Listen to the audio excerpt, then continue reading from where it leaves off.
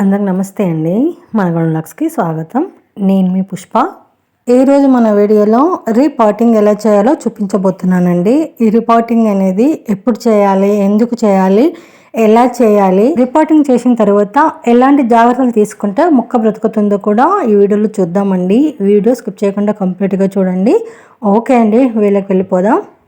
Repotting అంటే మొక్కను ఒక తొట్లో నుంచి ఇంకొక తొట్లోకి మార్చుకోవడం అన్నమాట. దీన్ని రీపాటింగ్ అంటారు. రీపాట్ ఎందుకు చేయాలో ఇప్పుడు తెలుసుకుందామండి. చాలా రకాల కారణాలు ఉంటాయి రీపాట్ చేయడానికి. ముఖ్యంగా చూడండి, మన లక్కీ ప్లాంట్ ఎంత హెల్తీగా ఉంది, ఎంతో బుష్గా ఉంది, మంచిగా పెరిగింది. కానీ నేను పెట్టింది ఆయిల్ టిన్లో. అప్పుడు నాకు తెలియదు. నేను గార్డెనింగ్ స్టార్ట్ చేసినప్పుడు పెట్టిన ఈ మొక్కని చిన్నగా ఉండన్నమాట. పెద్దగా ఉంది కదా, డబ్బా పెరుగుతుంది అనుకొని పెట్టిన. కానీ చూడండి, మొత్తం జంకు పట్టిపోయి మొత్తం అంతా డ్యామేజ్ అయిపోయింది. చేస్తూ ఇట్లా అంటేనే వచ్చేస్తుందండి. డబ్బా మొత్తము జంకు పట్టిపోయిందన్నమాట. ఇంక ఇది ఆగదన్నమాట. ఇలాంటి టైంలో మనం ఖచ్చితంగా వేరే తొట్లోకి మార్చుకోవాల్సి వస్తుంది మొక్కని కదా. ఇలా తొట్టి మొత్తం డ్యామేజ్ అయిపోయినా కూడా మనము ఇందులోనే ఉంచేస్తే ఏమవుతుందంటే, మనం మొక్కకు నీళ్ళు పోసినప్పుడు మట్టి అంత నాని మొత్తం కింద మట్టి కారిపోతుందండి. అప్పుడు మనకు మొక్కకున్న రూట్స్ అన్నీ బయటకు వచ్చేసి మొక్క మొత్తం డ్యామేజ్ అయిపోతుంది. కాబట్టి ఖచ్చితంగా ఇలాంటి మొక్కల్ని రిపోర్టింగ్ చేయాలండి. చూడండి, జస్ట్ ఇట్లా అంటేనే వచ్చేస్తుంది అన్నమాట. అందుకే ముందు మేము మొత్తం జంక్ పట్టిన డబ్బా మొత్తం తీసేస్తున్నాము. ఇంకొక రీజన్ ఏంటి అంటే, మామూలుగా మనం ఒక చిన్న మొక్క దొరికినప్పుడు, చిన్న కొమ్మ దొరికినప్పుడు మనం తెచ్చి వెంటనే ఒక చిన్న డబ్బాలోనో ఒక చిన్న తొట్లోనో నాటేసుకుంటాం కదా. పెద్దగా అయినాక వేరే తొట్లో పెట్టుకుందాంలే అని చెప్పేసి. లేదంటే మనము సీడ్స్ వేసినప్పుడు కూడా చిన్న చిన్న తొట్లలోనే సీడ్స్ వేసుకుంటాం. మొక్కలు ఎదిగిన తర్వాత వేరే తొట్లోకి మార్చుకోవచ్చు అని చెప్పేసి. అప్పుడు అవి పెద్దగా అయిన తర్వాత మనకు అదే తొట్లో ఉంచడం వల్ల మట్టి తక్కువైపోయి మొక్క గ్రోత్ ఆగిపోతుంది, మొక్క ఎదుగుదల ఆగిపోతుంది అన్నమాట.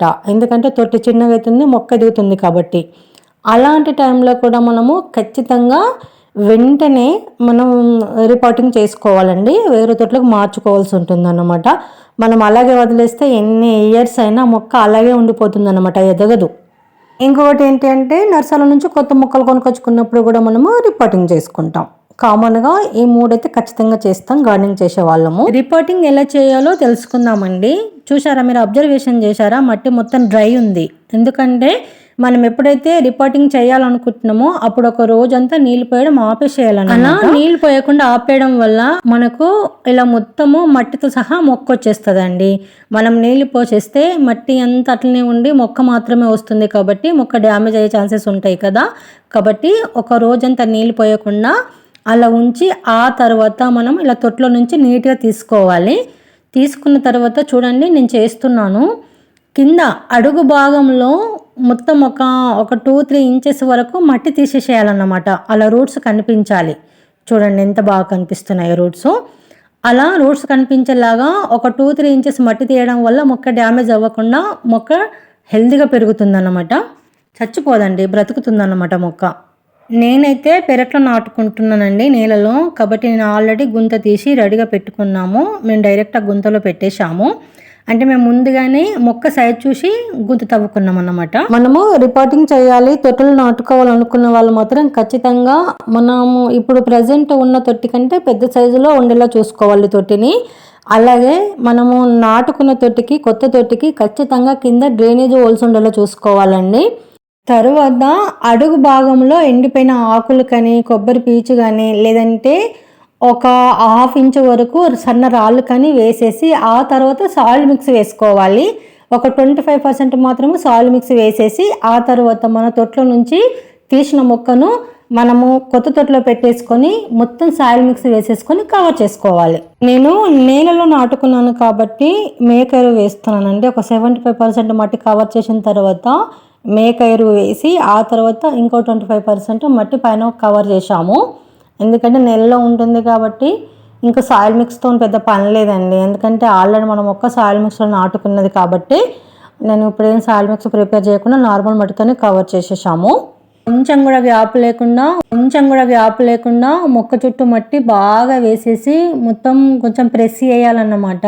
కొంచెం ఒత్తాలి, కావాల్సినంత మట్టి వేయాలండి మొక్కకి గ్యాప్ లేకుండా. అప్పుడే మొక్క బ్రతుకుతుంది. రిపోర్ట్ చేసిన తర్వాత మొక్కను నీడకు పెట్టాలి. వెంటనే నీళ్లు పోసేసేయాలండి. డే బై డే నీళ్లు ఖచ్చితంగా ఇవ్వాలి, లేదంటే మొక్క చచ్చిపోయే ప్రమాదం ఉంటుంది. కాబట్టి మట్టి డ్రై అవ్వనివ్వద్దు.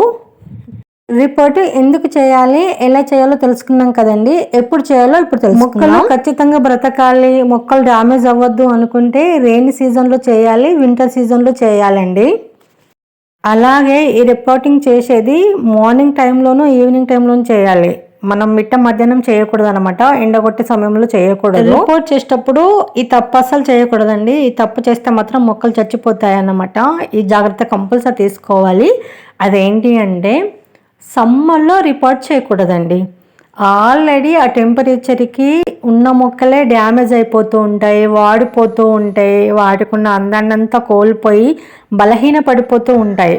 ఆ టైంలో మనం రిపోర్ట్ చేసామనుకో మ్యాక్సిమం మొక్కలు చచ్చిపోయే అవకాశం ఉంటుంది. కాబట్టి ఆ టైంలో అస్సలు చేయకూడదు.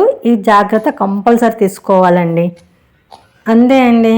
మనము వేరే తొట్లోకి మార్చుకోవాలి మొక్కలు అనుకుంటే ఈ జాగ్రత్తలు కంపల్సరీ అన్నమాట. చూడండి, మన మొక్క రిపోర్ట్ చేయడం అయితే అయిపోయిందండి. నీళ్ళలో పెట్టుకున్నానండి. ఇంకా ఫాస్ట్గా పెరగాలి, బుష్గా పెరగాలి అని చెప్పేసి నీళ్ళలో నాటుకోవడం జరిగిందన్నమాట. ఆల్రెడీ బుష్గా ఉంది, తొందరలో ఇంకా మంచి రిజల్ట్ వస్తుంది. ఇదండి ఈరోజు మన వీడియో అయితే. నచ్చింది కదా? నచ్చితే లైక్ చేయండి, షేర్ చేయండి, మన ఛానల్ సబ్స్క్రైబ్ చేసుకోండి ప్లీజ్ అండి, సపోర్ట్ చేయండి. అలాగే ఇలాంటి మంచి మంచి వీడియోల కోసం, village organic gardening ideas tips కోసం మన ఛానల్ ఫాలో అవ్వండి. Thanks for watching. Happy gardening.